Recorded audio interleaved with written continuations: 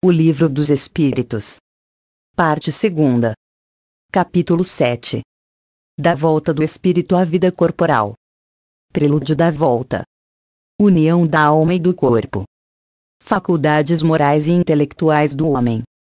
Influência do organismo. Idiotismo, loucura. A infância. Simpatia e antipatia terrenas. Esquecimento do passado. Prelúdio da volta. 330. Sabem os espíritos em que época reencarnarão? Pressentem-na, como sucede ao cego que se aproxima do fogo. Sabem que têm de retomar um corpo, como sabeis que tendes de morrer um dia, mas ignoram quando isso se dará. Então, a reencarnação é uma necessidade da vida espírita, como a morte é da vida corporal. Certamente, assim é. 331. Todos os espíritos se preocupam com a sua reencarnação. Muitos há que em tal coisa não pensam, que nem sequer a compreendem. Depende de estarem mais ou menos adiantados. Para alguns, a incerteza em que se acham do futuro que os aguarda constitui punição. 332. Pode o espírito apressar ou retardar o momento da sua reencarnação. Pode apressá-lo, atraindo-o por um desejo ardente. Pode, igualmente, distanciá-lo, recuando diante da prova, pois entre os espíritos também há covardes indiferentes. Nenhum, porém, assim procede impunemente, visto que sofre por isso, como aquele que recusa o remédio capaz de curá-lo. 333. Se se considerasse bastante feliz, numa condição mediana entre os espíritos errantes e, conseguintemente, não ambicionasse elevar-se, poderia um espírito prolongar indefinidamente esse estado? Indefinidamente, não. Cedo ou tarde, o espírito sente a necessidade de progredir. Todos têm que se elevar, esse é o destino de todos. 334. A predestinação na união da alma com tal ou tal corpo, ou só à última hora é feita a escolha do corpo que ela tomará. O espírito é sempre, de antemão, designado. Tendo escolhido a prova a que queira submeter-se, pede para encarnar. Ora, Deus, que tudo sabe e vê, já antecipadamente sabia e vira que tal espírito se uniria a tal corpo. 335. Cabe ao espírito a escolha do corpo em que encarne, ou somente a do gênero de vida que lhe sirva de prova? Pode também escolher o corpo, porquanto as imperfeições que este apresente ainda serão, para o espírito, provas que lhe auxiliarão o progresso, se vencer os obstáculos que lhe oponha. Nem sempre, porém, lhe é permitida a escolha do seu invólucro corpóreo. Mas, simplesmente, a faculdade de pedir que seja tal ou qual, poderia o espírito recusar, à última hora, tomar o corpo por ele escolhido. Se recusasse, sofreria muito mais do que aquele que não tentasse prova alguma. 336. Poderia dar-se não haver espírito que aceitasse encarnar numa criança que houvesse de nascer. Deus a isso proveria. Quando uma criança tem que nascer vital, está predestinada sempre a ter uma alma. Nada se cria sem que a criação presida a um desígnio. 337. Pode a união do espírito a determinado corpo ser imposta por Deus. Certo, do mesmo modo que as diferentes provas, mormente quando ainda o espírito não está apto a proceder a uma escolha com conhecimento de causa. Por expiação, pode o espírito ser constrangido a se unir ao corpo de determinada criança que, pelo seu nascimento e pela posição que venha a ocupar no mundo, se lhe torne instrumento de castigo. 338. Se acontecesse que muitos espíritos se apresentassem para tomar determinado corpo destinado a nascer, que é o que decidiria sobre a qual deles pertenceria o corpo. Muitos podem pedi-lo. Mas, em tal caso, Deus é quem julga qual o mais capaz de desempenhar a missão a que a criança se destina. Porém, como já eu disse, o espírito é designado antes que só é o instante em que haja de unir-se ao corpo. 339. No momento de encarnar, o espírito sofre perturbação semelhante à que experimenta ao desencarnar. Muito maior e sobretudo mais longa. Pela morte, espírito sai da escravidão. Pelo nascimento, entra para ela. 340. É solene para o espírito o instante da sua encarnação. Pratica ele esse ato considerando-o grande e importante? Procede como o viajante que embarca para uma travessia perigosa e que não sabe se encontrará ou não a morte nas ondas que se decide a afrontar. O viajante que embarca sabe a que perigo se lança, mas não sabe se naufragará. O mesmo se dá com o espírito. Conhece o gênero das provas a que se submete, mas não sabe se sucumbirá. Assim como, para o espírito, a morte do corpo é uma espécie de renascimento, a reencarnação é uma espécie de morte, ou antes, de exílio, de clausura. Ele deixa o mundo dos espíritos pelo mundo corporal, como o homem deixa este mundo por aquele. Sabe que reencarnará, como o homem sabe que morrerá. Mas, como este com relação à morte, o espírito só no instante supremo, quando chegou o momento predestinado, tem consciência de que vai reencarnar.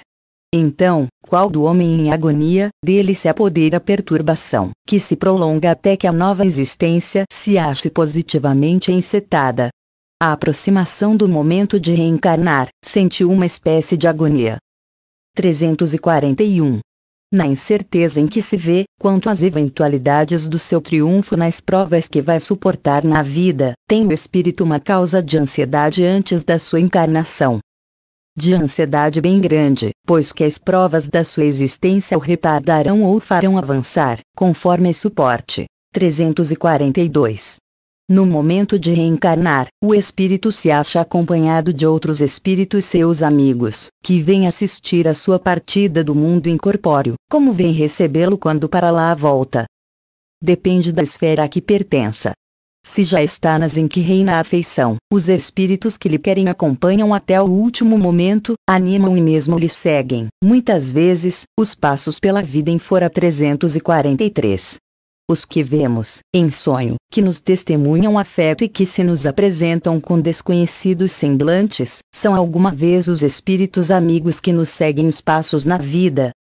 Muito frequentemente são eles que vos vêm visitar, como ides visitar um encarcerado. União da alma e do corpo. 344. Em que momento a alma se une ao corpo? A união começa na concepção, mas só é completa por ocasião do nascimento.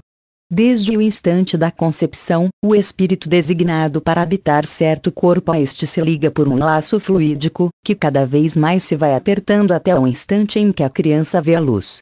O grito, que o recém-nascido solta, anuncia que ela se conta no número dos vivos e dos servos de Deus. 345. É definitiva a união do espírito com o corpo desde o momento da concepção. Durante esta primeira fase, poderia o espírito renunciar a habitar o corpo que lhe está destinado. É definitiva a união, no sentido de que outro espírito não poderia substituir o que está designado para aquele corpo. Mas, como os laços que o corpo prendem são ainda muito fracos, facilmente se rompem e podem romper, se por vontade do espírito, se este recua diante da prova que escolheu. Em tal caso, porém, a criança não vinga. 346. Que faz o espírito, se o corpo que ele escolheu morre antes de se verificar o nascimento? Escolhe outro. Qual a utilidade dessas mortes prematuras? Dão-lhes causa, as mais das vezes, as imperfeições da matéria. 347. Que utilidade encontrará um espírito na sua encarnação em um corpo que morre poucos dias depois de nascido? O ser não tem então consciência plena da sua existência. Assim, a importância da morte é quase nenhuma. Conforme já dissemos, o que há nesses casos de morte prematura é uma prova para os pais. 348. Sabe o espírito, previamente, que o corpo de sua escolha não tem probabilidade de viver? Sabe-o algumas vezes. Mas, se nessa circunstância reside o motivo da escolha, isso significa que está fugindo à prova. 349. Quando falha por qualquer causa a encarnação de um espírito, é ela suprida imediatamente por outra existência? Nem sempre o é imediatamente. Faz-se mistério dar ao espírito tempo para proceder à nova escolha, a menos que a reencarnação imediata corresponda à anterior determinação. 350. Uma vez unido ao corpo da criança e quando já lhe não é possível voltar atrás, sucede alguma vez deplorar o espírito a escolha que fez? Pergunta-se, como o homem se queixa da vida que tem. Se desejara que outra fosse ela? Sim, se arrepende da escolha que fez? Não, pois não sabe ter sido sua escolha. Depois de encarnado, não pode o espírito lastimar uma escolha de que não tem consciência. Pode, entretanto, achar pesada demais a carga e considerá-la superior às suas forças. É quando isso acontece que recorre ao suicídio 351. No intervalo que medeia da concepção ao nascimento, goza o espírito de todas as suas faculdades, mais ou menos, conforme o ponto em que se ache dessa fase, porquanto ainda não está encarnado, mas apenas ligado. A partir do instante da concepção, começa o espírito a ser tomado de perturbação, que o adverte de que lhe soou o momento de começar nova existência corpórea. Essa perturbação cresce de contínuo até o nascimento. Nesse intervalo, seu estado é quase idêntico ao de um espírito encarnado durante o sono. À medida que a hora do nascimento se aproxima, suas ideias se apagam, assim como a lembrança do passado, do qual deixa de ter consciência na condição de homem, logo que entra na vida. Essa lembrança, porém, lhe volta pouco a pouco ao retornar ao estado de espírito. 352. Imediatamente ao nascer recobra o espírito a plenitude das suas faculdades? Não, elas se desenvolvem gradualmente com os órgãos. O espírito se acha numa existência nova. Precisa que aprenda a servir-se dos instrumentos de que dispõe. As ideias lhe voltam pouco a pouco, como a uma pessoa que desperta e se vê em situação diversa da que ocupava na véspera. 353.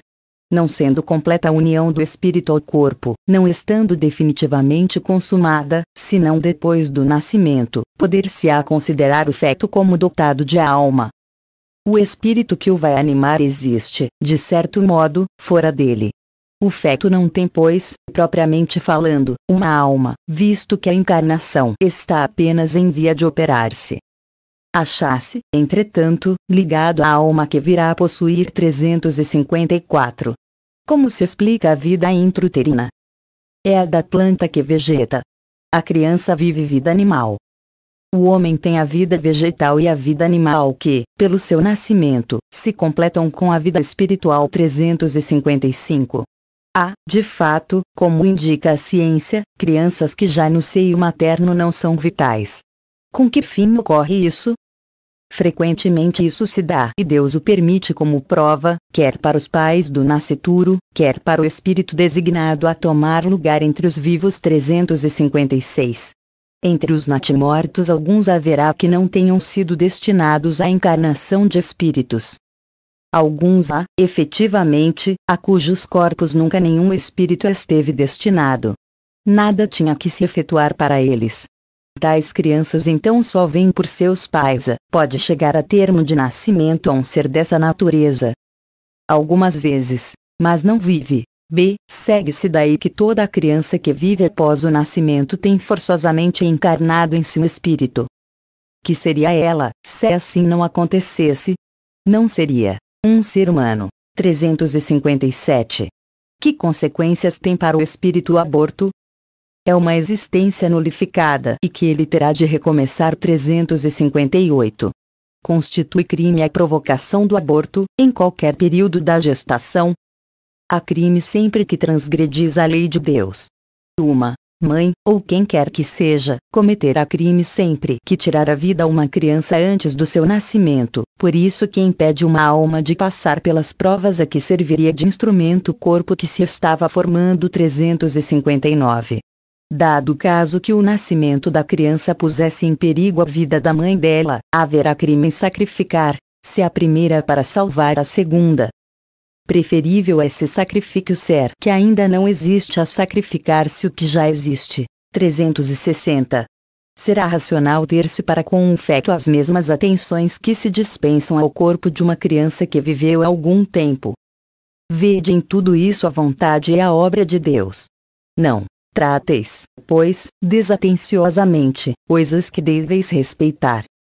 Por que não respeitar as obras da criação, algumas vezes incompletas por vontade do Criador? Tudo ocorre segundo os seus desígnios e ninguém é chamado para ser seu juiz. Faculdades morais e intelectuais do homem. 361. Qual a origem das qualidades morais, boas ou más, do homem? São as do espírito nele encarnado. Quanto mais puro é esse espírito, tanto mais propenso ao bem é o homem. Seguir-se-á daí que o homem de bem é a encarnação de um bom espírito e o homem vicioso é de um espírito mau.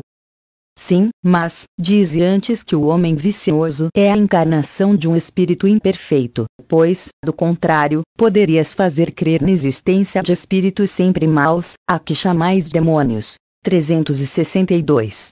Qual o caráter dos indivíduos em que encarnam espíritos desacisados e levianos? São indivíduos estúrdios, maliciosos e, não raro, criaturas malfazejas. 363. Tem os espíritos paixões de que não partilha a humanidade? Não, que, de outro modo, vô-las teriam comunicado. 364. O mesmo espírito dá ao homem as qualidades morais e as da inteligência? Certamente isso em virtude do grau de adiantamento a que se haja elevado. O homem não tem em si dois espíritos. 365. Porque é que alguns homens muito inteligentes, o que indica acharem-se encarnados neles espíritos superiores, são ao mesmo tempo profundamente viciosos. É que não são ainda bastante puros os espíritos encarnados nesses homens, que, então, e por isso, cedem à influência de outros espíritos mais imperfeitos. O espírito progride em insensível marcha ascendente, mas o progresso não se efetua simultaneamente em todos os sentidos. Durante um período da sua existência, ele se adianta em ciência, durante outro, em moralidade. 366. Que se deve pensar da opinião dos que pretendem que as diferentes faculdades intelectuais e morais do homem resultam da encarnação, nele, de outros tantos espíritos, diferentes entre si, cada um com uma aptidão especial? Refletindo, reconhecereis que é absurda. O espírito tem que ter todas as aptidões. Para progredir, precisa de uma vontade única. Se o homem fosse uma amálgama de espíritos, essa vontade não existiria e ele careceria de individualidade, pois que, por sua morte, todos aqueles espíritos formariam um bando de pássaros escapados da gaiola. Queixa-se, a miúde, o homem de não compreender certas coisas e, no entanto, curioso é ver-se como multiplica as dificuldades, quando tem ao seu alcance explicações muito simples e naturais. Ainda neste caso tomam o efeito pela causa. Fazem, com relação à criatura humana, o que, com relação a Deus, faziam os pagãos, que acreditavam em tantos deuses quantos eram os fenômenos no universo, se bem que as pessoas sensatas, com eles coexistentes, apenas viam em tais fenômenos efeitos provindos de uma causa única, Deus. O mundo físico e o mundo moral nos oferecem, a este respeito, vários pontos de semelhança. Enquanto se detiveram na aparência dos fenômenos, os cientistas acreditaram fosse múltipla a matéria. Hoje, compreende-se ser bem possível que tão variados fenômenos consistam apenas em modificações da matéria elementar única. As diversas faculdades são manifestações de uma mesma causa, que é a alma, ou do espírito encarnado, e não de muitas almas, exatamente como os diferentes sons do órgão, os quais procedem todos do ar e não de tantas espécies de ar, quantos os sons. De semelhante sistema decorreria que, quando um homem perde ou adquire certas aptidões, certos pendores, isso significaria que outros tantos espíritos teriam vindo habitá-lo ou teriam deixado, o que o tornaria um ser múltiplo, sem individualidade, conseguintemente, sem responsabilidade. Acresce que o contradizem numerosíssimos exemplos de manifestações de espíritos, em que estes provam suas personalidades e identidade. Influência do organismo. 367. Unindo-se ao corpo, o espírito se identifica com a matéria. A matéria é apenas o envoltório do espírito, como o vestuário é do corpo. Unindo-se a este, o espírito conserva os atributos da natureza espiritual. 368. Após sua união com o corpo, exerce o espírito, com liberdade plena, suas faculdades. O exercício das faculdades depende dos órgãos que lhes servem de instrumento. A grosseria da matéria as enfraquece.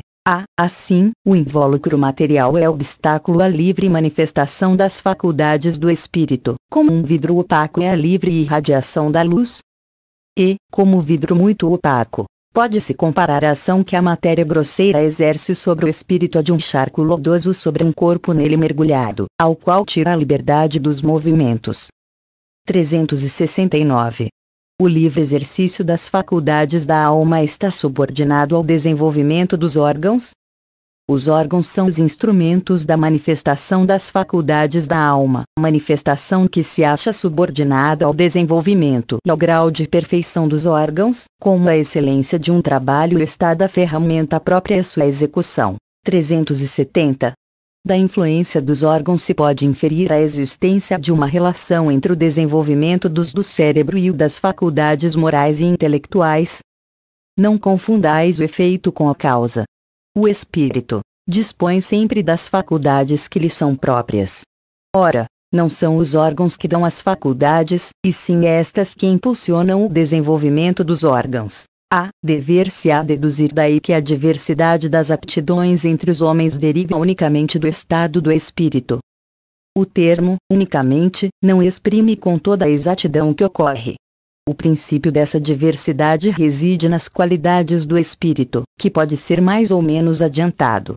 Cumpre, porém, se leve em conta a influência da matéria, que mais ou menos lhe cerceia o exercício de suas faculdades. Encarnando, traz o espírito certas predisposições e, se admitir que a cada uma corresponda no cérebro o órgão, o desenvolvimento desses órgãos será efeito e não causa. Se nos órgãos estivesse o princípio das faculdades, o homem seria máquina sem livre-arbítrio e sem a responsabilidade de seus atos.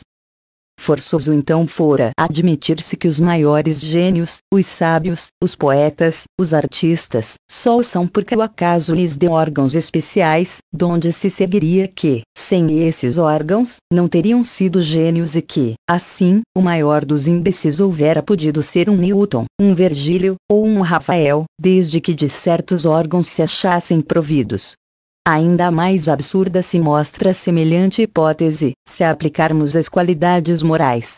Efetivamente, segundo esse sistema, um Vicente de Paulo, se a natureza o dotara de tal ou tal órgão, teria podido ser um celerado e o maior de celerados não precisaria senão de um certo órgão para ser um Vicente de Paulo. Admita-se, ao contrário, que os órgãos especiais, dado existam, são consequentes, que se desenvolvem por efeito do exercício da faculdade, como os músculos por efeito do movimento, e a nenhuma conclusão irracional se chegará. Sirvamo-nos de uma comparação, trivial à força de ser verdadeira. Por alguns sinais fisionômicos se reconhece que um homem tem o vício da embriaguez. Serão esses sinais que fazem dele o ébrio, ou será a ebriedade que nele imprime aqueles sinais? Pode dizer-se que os órgãos recebem o cunho das faculdades. Idiotismo, loucura. 371. Tem algum fundamento pretender-se que a alma dos cretinos e dos idiotas é de natureza inferior? Nenhum. Eles trazem almas humanas, não raro mais inteligentes do que supondes, mas que sofrem da insuficiência dos meios de que dispõem para se comunicar, da mesma forma que o mudo sofre da impossibilidade de falar. 372. Que objetivo visa a providência criando seres desgraçados, como os cretinos e os idiotas? Os que habitam corpos de idiotas são espíritos sujeitos a uma punição. Sofrem por efeito do constrangimento que experimentam e da impossibilidade em questão de se manifestarem mediante órgãos não desenvolvidos ou desmantelados. Não há, pois, fundamento para dizer-se que os órgãos nada influem sobre as faculdades. Nunca dissemos que os órgãos não têm influência. Têm-na muito grande sobre a manifestação das faculdades, mas não são eles a origem destas. Aqui está a diferença. Um músico excelente, com um instrumento defeituoso, não dará a ouvir boa música, o que não fará que deixe de ser bom músico. Importa se distinga o estado normal do estado patológico. No primeiro, o moral vence os obstáculos que a matéria lhe opõe. Há, porém, casos em que a matéria oferece tal resistência que as manifestações anímicas ficam obstadas ou desnaturadas, como nos de idiotismo e de loucura. São casos patológicos e, não gozando nesse estado a alma de toda a sua liberdade, a própria lei humana isenta da responsabilidade de seus atos. 373. Qual será o mérito da existência de seres que, como os cretinos e os idiotas, não podendo fazer o bem nem o mal, se acham incapacitados de progredir? É uma expiação decorrente do abuso que fizeram de certas faculdades.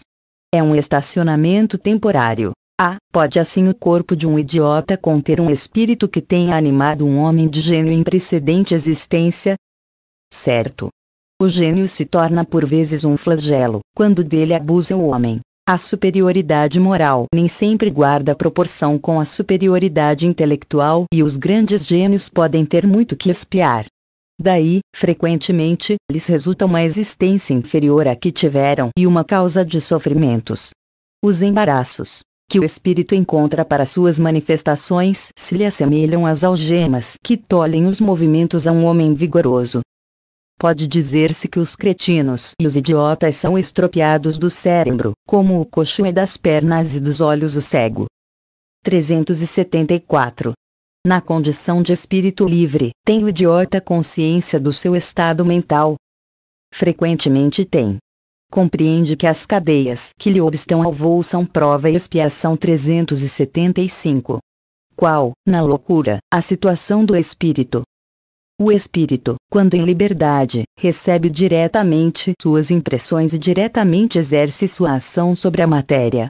Encarnado, porém, ele se encontra em condições muito diversas e na contingência de só o fazer com o auxílio de órgãos especiais.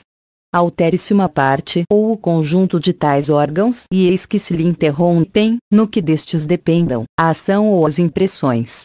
Se perde os olhos, fica cego. Se o ouvido, torna-se surdo, etc. Imagina agora que, seja o órgão que preside as manifestações da inteligência, o atacado ou modificado, parcial ou inteiramente, e fácil te será compreender que, só tendo o espírito a seu serviço órgãos incompletos ou alterados, uma perturbação resultará de que ele, por si mesmo e no seu foro íntimo, tem perfeita consciência, mas cujo curso não lhe está nas mãos deter. Então, o desorganizado é sempre o corpo e não o espírito.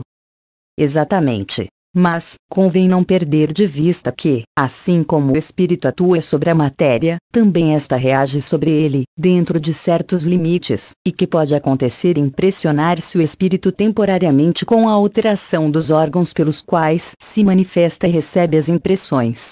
Pode mesmo suceder que, com a continuação, durante longo tempo a loucura, a repetição dos mesmos atos acabe por exercer sobre o espírito uma influência, de que ele não se libertará senão depois de se haver libertado de toda a impressão material. 376. Por que razão a loucura leva o homem algumas vezes ao suicídio? O espírito sofre pelo constrangimento em que se acha e pela impossibilidade em que se vê de manifestar-se livremente, donde procurar na morte um meio de quebrar seus grilhões. 377. Depois da morte, o espírito do alienado se ressente do desarranjo de suas faculdades. Pode ressentir-se, durante algum tempo após a morte, até que se desligue completamente da matéria, como o homem que desperta se ressente, por algum tempo, da perturbação em que o lançara o sono. 378. De que modo a alteração do cérebro reage sobre o espírito depois da morte? Como uma recordação. Um peso oprime o espírito e, como ele não teve a compreensão de tudo o que se passou durante a sua loucura, sempre se faz mistério um certo tempo, a fim de se pôr ao corrente de tudo. Por isso é que, quanto mais durar a loucura no curso da vida terrena, tanto mais lhe durará a incerteza, o constrangimento, depois da morte. Liberto do corpo, o espírito se ressente, por certo tempo, da impressão dos laços que aquele o prendiam. A infância. 379. É tão desenvolvido, quanto de um adulto, o espírito que anima o corpo de uma criança. Pode até ser mais, se mais progrediu. Apenas a imperfeição dos órgãos infantis o impede de se manifestar. Obra de conformidade com o instrumento de que dispõe. 380. Abstraindo do obstáculo que a imperfeição dos órgãos opõe à sua livre manifestação, o espírito, numa criancinha, pensa como criança ou como adulto. Desde que se trate de uma criança, é claro que, não estando ainda nela desenvolvidos, não podem os órgãos da inteligência dar toda a intuição própria de um adulto ao espírito que a anima. Este, pois, tem, efetivamente, limitada a inteligência, enquanto a idade lhe não amadurece a razão. A perturbação que o ato da encarnação produz no espírito não cessa de súbito, por ocasião do nascimento. Só gradualmente se dissipa, com o desenvolvimento dos órgãos. Há um fato de observação, que apoia esta resposta. Os sonhos, numa criança, não apresentam o caráter dos de um adulto. Quase sempre pueril é o objeto dos sonhos infantis, o que indica de que natureza são essas preocupações do respectivo espírito. 381. Por morte da criança, readquire o espírito, imediatamente, o seu precedente vigor? Assim tem que ser, pois que se vê desembaraçado de seu invólucro corporal. Entretanto, não readquire a anterior lucidez, senão quando se tenha completamente separado daquele envoltório, isto é, quando mais nenhum laço exista entre ele e o corpo. 382. Durante a infância sofre o espírito encarnado, em consequência do constrangimento que a imperfeição dos órgãos lhe impõe? Não. Esse estado corresponde a uma necessidade, está na ordem da natureza e de acordo com as vistas da providência. É um período de repouso do espírito. 383. Qual, para este, a utilidade de passar pelo estado de infância? Encarnando, com o objetivo de se aperfeiçoar, o espírito, durante esse período, é mais acessível às impressões que recebe, capazes de lhe auxiliarem no adiantamento, para o que devem contribuir os incumbidos de educá-lo. 384. Porque é o choro a primeira manifestação da criança ao nascer. Para estimular o interesse da genitora e provocar os cuidados de que ao mister. Não é evidente que se suas manifestações fossem todas de alegria, quando ainda não sabe falar, pouco se inquietariam os que o cercam com os cuidados que lhes são indispensáveis. Admira aí, pois, em tudo a sabedoria da providência. 385. Que é o que motiva a mudança que se opera no caráter do indivíduo em certa idade, especialmente ao sair da adolescência. É que o espírito se modifica. É que o espírito retoma a natureza que lhe é própria e se mostra qual era. Não conheceis o que a inocência das crianças oculta. Não sabeis o que elas são, nem o que o foram, nem o que serão. Contudo, afeição lhes tendes, as acariciais, como se fossem parcelas de vós mesmos, a tal ponto que se considera o amor que uma mãe consagra a seus filhos como o maior amor que um ser possa votar a outro. Donde nasce, ó, meigo afeto, a terna benevolência que mesmo os estranhos sentem por uma criança. Sabeis? Não. Pois bem, vou explicá-lo. As crianças são os seres que Deus manda novas existências. Para que não lhe possam imputar excessiva severidade, dá-lhes ele todos os aspectos de inocência. Ainda, quando se trata de uma criança de maus pendores, cobrem-se-lhe as más ações com a capa da inconsciência. Essa inocência não constitui superioridade real com relação ao que eram antes, não. É a imagem do que deveriam ser e, se não o são, o consequente castigo exclusivamente sobre elas recai. Não foi, todavia, por elas somente que Deus lhes deu esse aspecto de inocência. Foi também e sobretudo por seus pais, de cujo amor necessita a fraqueza que as caracteriza. Ora, esse amor se enfraqueceria grandemente à vista de um caráter áspero e intratável, ao passo que, julgando seus filhos bons e dóceis, os pais lhes dedicam toda a afeição e os cercam dos mais minuciosos cuidados. Desde que, porém, os filhos não mais precisam da proteção e assistência que lhes foram dispensadas durante 15 ou 20 anos, surge-lhes o caráter real e individual em toda a nudez. Conservam, se bons, se eram fundamentalmente bons, mas, sempre irisados de matizes que a primeira infância manteve ocultos. Como vedes, os processos de Deus são sempre os melhores e, quando se tem o coração puro, facilmente se lhes apreende a explicação.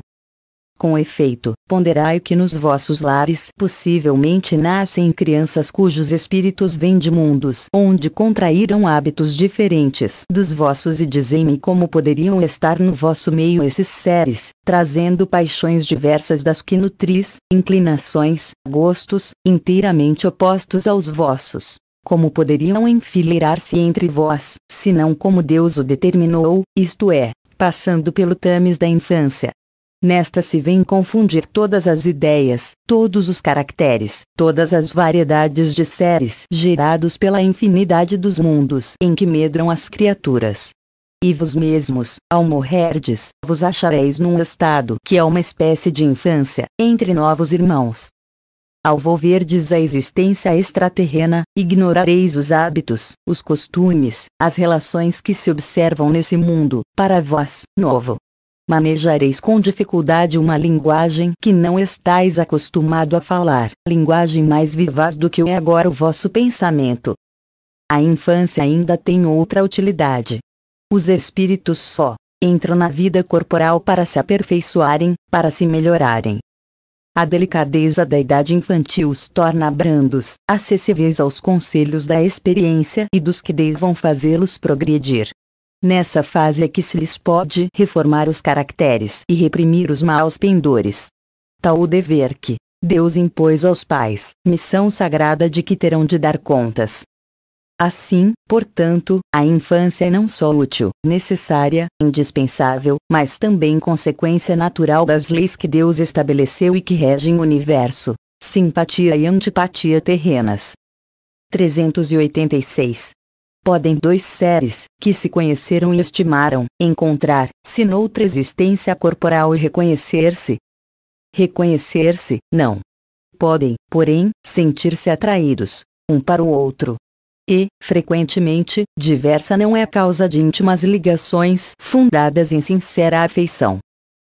Do outro dois seres se aproximam devido a circunstâncias aparentemente fortuitas, mas que na realidade resultam da atração de dois espíritos, que se buscam reciprocamente por entre a multidão.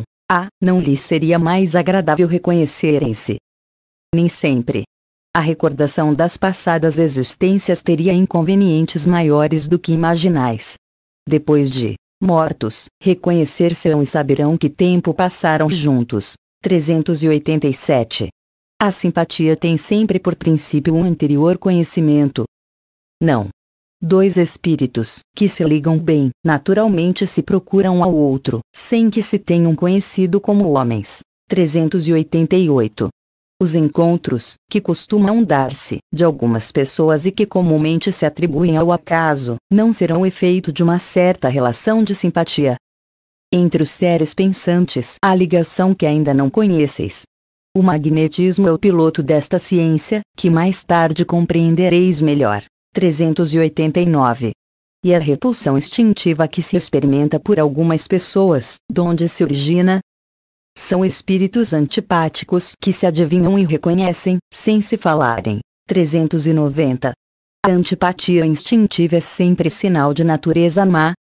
De não simpatizarem um com o outro, não se segue que dois espíritos sejam necessariamente maus.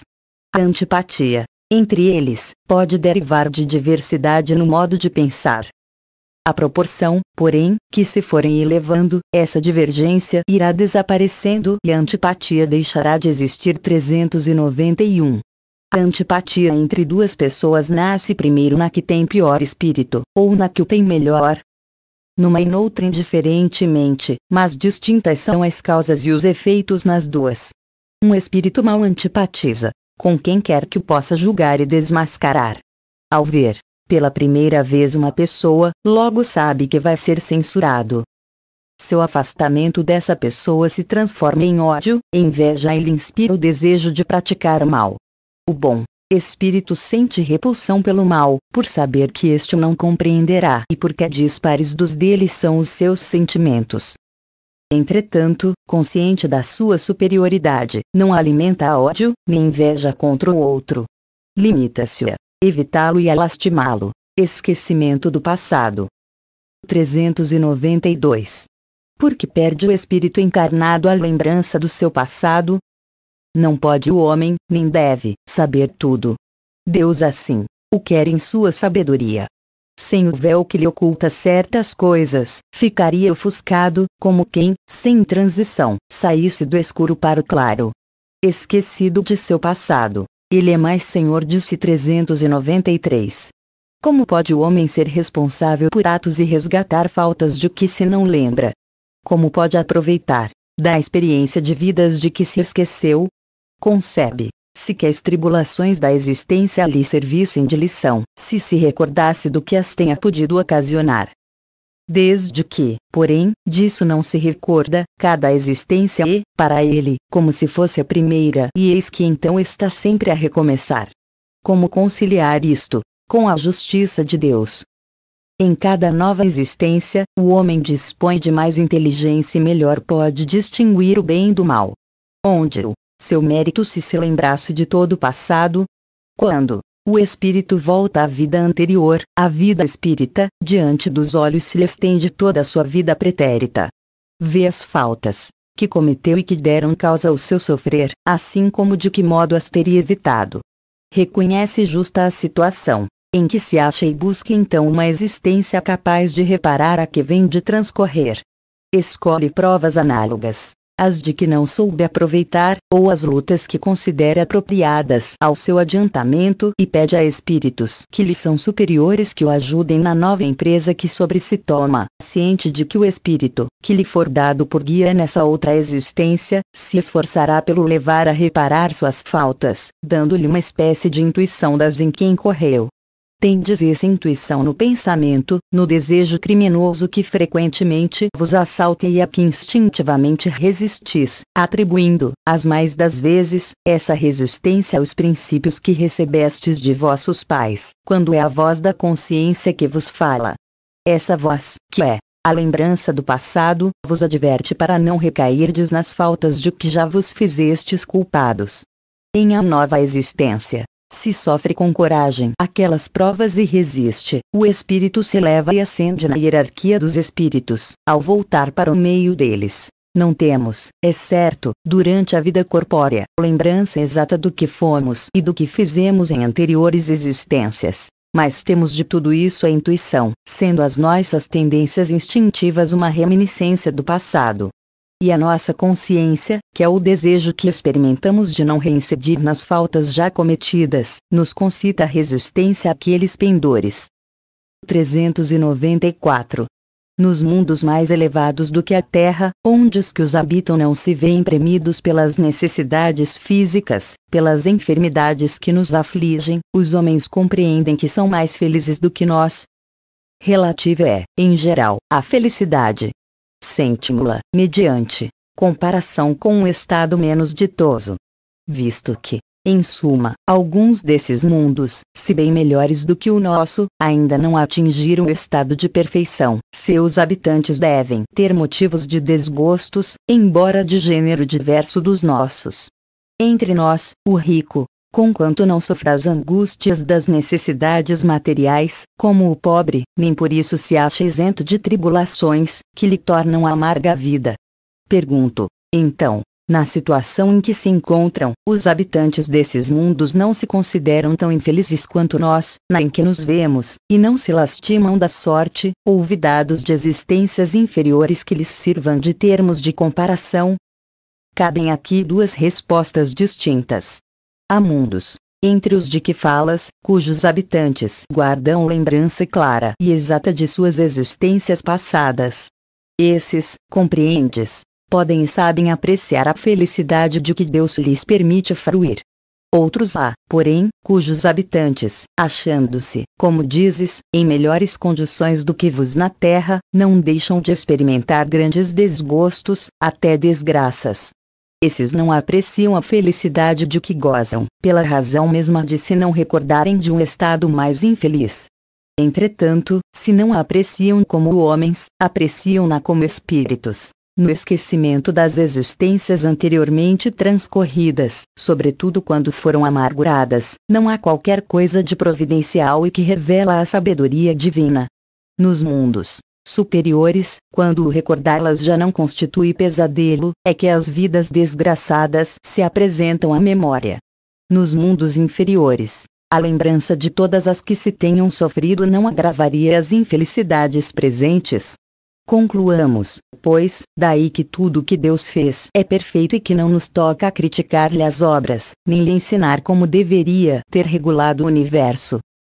Gravíssimos inconvenientes teriam nos lembrarmos das nossas individualidades anteriores.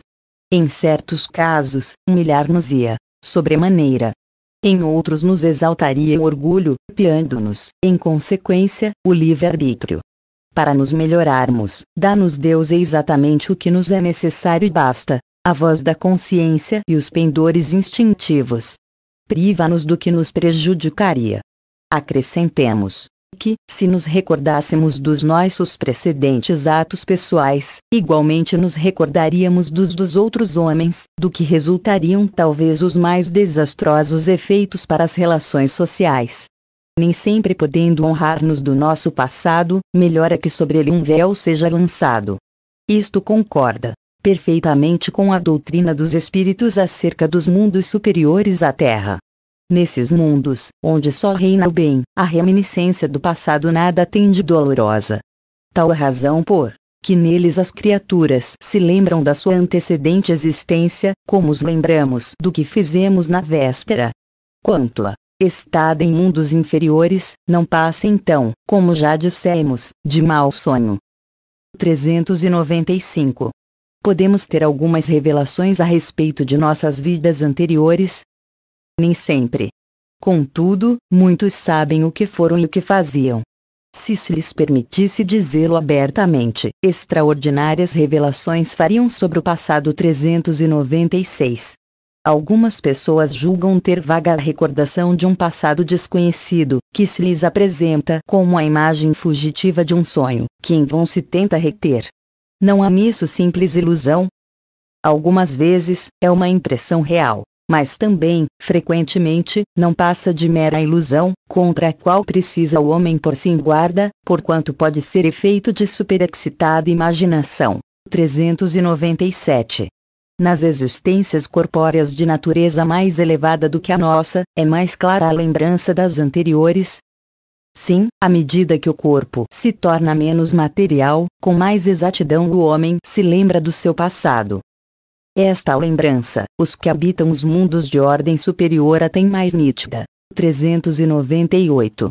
Sendo os pendores instintivos uma reminiscência do seu passado, dar-se-á que, pelo estudo desses pendores, seja possível ao homem conhecer as faltas que cometeu? Até certo ponto, assim é. Preciso se torna, porém, levar em conta a melhora que se possa ter operado no espírito e as resoluções que ele haja tomado na erraticidade. Pode suceder que a existência atual seja muito melhor que a precedente. Poderá também ser pior, isto é, poderá o espírito cometer, numa existência, faltas que não praticou em a precedente. Depende do seu adiantamento. Se não souber triunfar das provas, possivelmente será arrastado a novas faltas, consequentes, então, da posição que escolheu. Mas, em geral, estas faltas denotam mais um estacionamento que uma retrogradação, porquanto o espírito é suscetível de se adiantar ou de parar, nunca, porém, de retroceder. 399. Sendo as vicissitudes da vida corporal expiação das faltas do passado e, ao mesmo tempo, provas com vistas ao futuro, seguir-se-á que da natureza de tais vicissitudes se possa deduzir de que gênero foi a existência anterior. Muito humilde é isso possível, pois que cada um é punido naquilo por onde pecou. Entretanto, não há que tirar daí uma regra absoluta. As tendências instintivas constituem indício mais seguro, visto que as provas por que passa o espírito são, tanto pelo que respeita ao passado, quanto pelo que toca ao futuro. Chegado ao termo que a providência lhe assinou a vida na erraticidade, o próprio espírito escolhe as provas a que deseja submeter-se para apressar o seu adiantamento, isto é, escolhe meios de adiantar-se. Tais provas estão sempre em relação com as faltas que lhe cumpre expiar. Se delas triunfa, eleva-se. Se sucumbe, tem que recomeçar. O espírito goza sempre do livre-arbítrio. Em virtude dessa liberdade é que escolhe, quando desencarnado, as provas da vida corporal e que, quando encarnado, decide fazer ou não uma coisa e procede à escolha entre o bem e o mal. Negar ao homem o livre-arbítrio fora reduzi-lo à condição de máquina. Mergulhado na vida corpórea, perde o espírito, momentaneamente, a lembrança de suas existências anteriores, como se um véu as cobrisse. Todavia, conserva algumas vezes vaga consciência dessas vidas, que, mesmo em certas circunstâncias, lhe podem ser reveladas. Esta revelação, porém, só os espíritos superiores espontaneamente lhe a fazem, com um fim útil, nunca para satisfazer a vã curiosidade. As existências futuras, essas em nenhum caso podem ser reveladas, pela razão de que dependem do modo por que o espírito se sairá da existência atual e da escolha que ulteriormente faça. O esquecimento das faltas praticadas não constitui obstáculo à melhoria do espírito, porquanto, se é certo que este não se lembra delas com precisão, não menos certo é que a circunstância de as ter conhecido na erraticidade e de haver desejado reparar las o guia por intuição e lhe dá a ideia de resistir ao mal, ideia que é a voz da consciência, tendo a secundar os espíritos superiores que o assistem, se atende às boas inspirações que lhe dão.